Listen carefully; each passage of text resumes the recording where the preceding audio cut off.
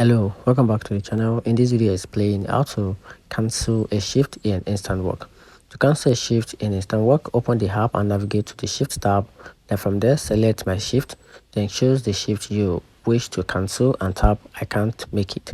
So you will be prompted to provide a reason for cancellation. So after submitting, the shift will be removed from your schedule. So it is important to cancel as early as possible to minimize any negative impact on your account. Additionally, Instawork offers a feature that allows you to get your shift covered by another eligible professionals, which can help you avoid penalties associated with cancellation. So be aware that cancelling a shift within 24 hours of its start time is considered a late cancellation and may lead to penalties such as suspension or a removal from future shifts.